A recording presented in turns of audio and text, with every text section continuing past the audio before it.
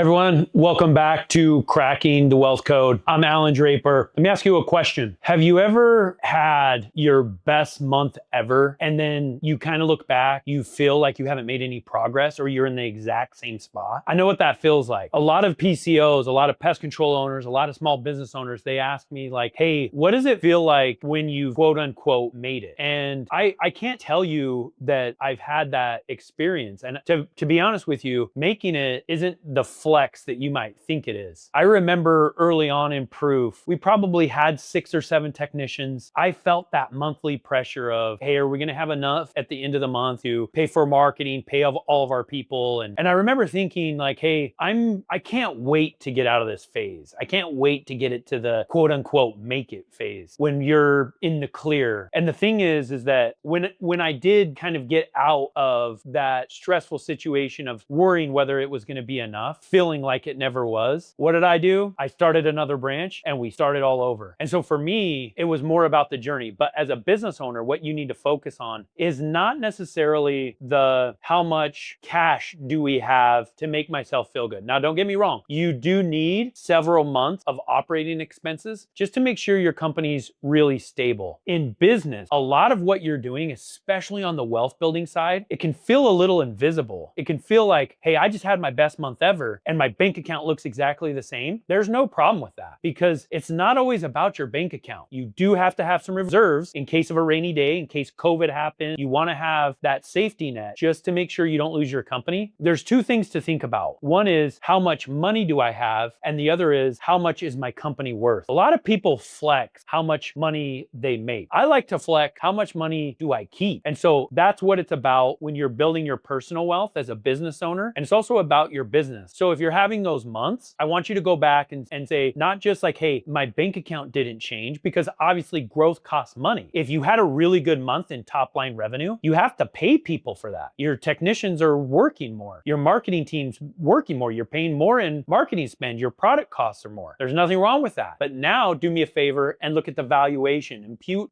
some arbitrary number to top line valuation. Call it 2 or 3x for a pest control company. And then say, okay, my previous month I was at 2 times whatever it was, but now I'm at 2 times what it is now. So if you're having that moment where you're like, look, I felt like everything was going in the right direction, but the bank account isn't showing it, have confidence in yourself. Have that long-term perspective, because what you're doing right now is you're building in the best way possible. You're building now for future value. I think it's overrated to have like millions and millions in a checking account. Think about what inflation has done over the last 4 or 5 years. It has crushed so many businesses, so many industries, so many individuals. And that's because people were holding their most valuable asset, cash, because they didn't have other types of assets. They were holding it in that form. Inflation is like this deadly killer. So again, make sure you have some reserves for a rainy day, but look at your assets. I think I'm much more concerned about my net worth than I am about my income for a couple of reasons. One of them is I don't pay taxes per se on my net worth, but I do pay it on my income. So I like to keep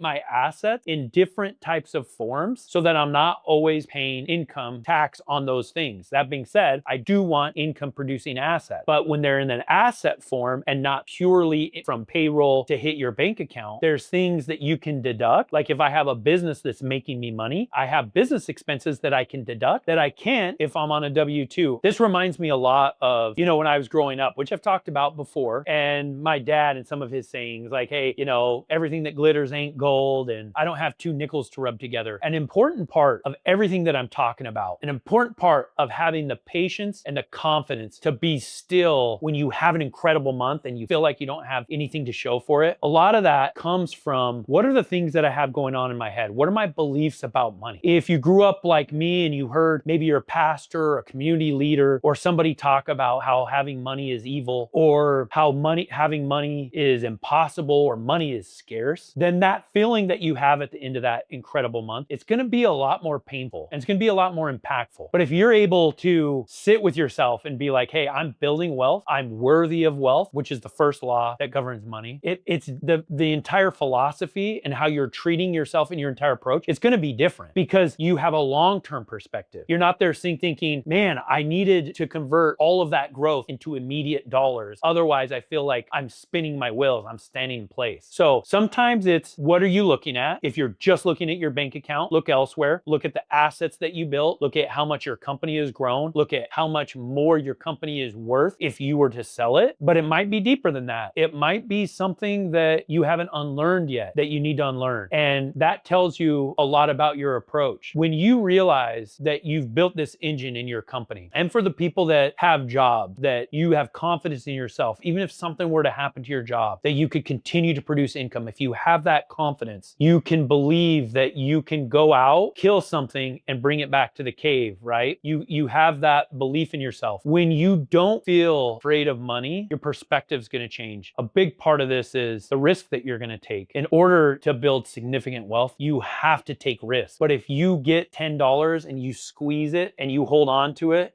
when I was in South America, I learned this saying. They would always say, Manos de Guagua. Guagua was a baby. And so they would say, like, if you have money and you just squeeze it, like you grab it in your fist, what you're doing is you think you're making yourself more comfortable, but it's only because of your beliefs about money. Because you're not deploying that capital in other ways, you're not allowing that money to grow for you. So if you've had that type of month, you don't see it translate into dollars, you're doing the opposite of that. You're actually employing that money to build long-term wealth, to increase your assets. So don't allow that to hold you up and make you feel bad and question what's going on. So the fix, ultimately what I'm saying here, the fix, the thing that's going to solve your problems, it's not your spreadsheet. It's not those numbers in your bank account. That's not going to help you solve the root of the problem. It's those voices in your head. And where do those voices come from? We need to identify them, because some of them come from us, but a lot of them come from who we're associated with, who we spend our time with. What are the books we're reading? What are we hearing at church on Sunday? What are our parents saying? You know, like my dad, I mentioned how I had a really difficult time overcoming this thought, like, hey, I have to listen to him. He's my dad, right? But I got to this point where, you know, he would always say, I don't have two nickels to rub together. And so I gave myself some freedom to separate myself from his philosophies, because I questioned, wait, why would I take financial advice from somebody who self-proclaimed to not have two nickels to rub together? And that was the moment that it hit me that I could be free of that. And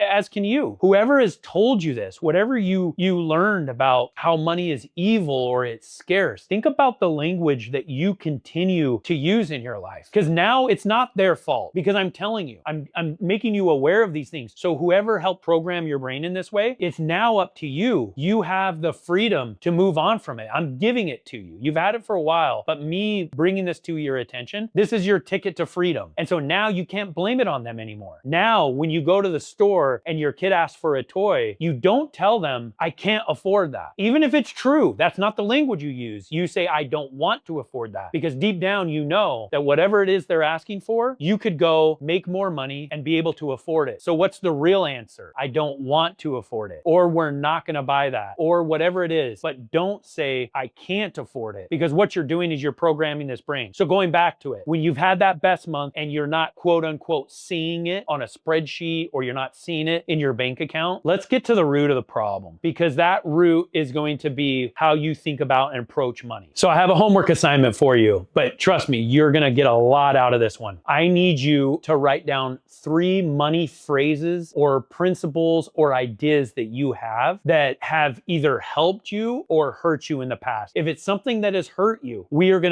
I also want you to create a phrase that is the opposite, or that you change that phrase in a way that becomes self-serving. And what I mean by that is, how do you make that more positive, more proactive, more abundance mentality? If it's something that's already serving you and it's one of those phrases, how do I say those things more often? One trick that I have is that every morning, or I try to do it every morning, is I go through these affirmations and I say things about myself as I want them to be true in the future. So for example, I say something about how money is attracted to me and I'm a builder of wealth. And I've proven that over the years, but I was saying that even before that was the case. So for you, with these sayings that you've identified that are good, we want to keep those. We're trying to get rid of the bad, identify those bad ones, and replace them or rephrase them so they're positive, they're motivating as you're doing this. I remember this thing with Grant Cardone, and love him or hate him, he has some good ideas, he has some bad ideas, but he did this thing when he had this little kid, his children, he would show them, he was giving them this puffy cereal, and he noticed he would just give them one at a time, and he noticed that they would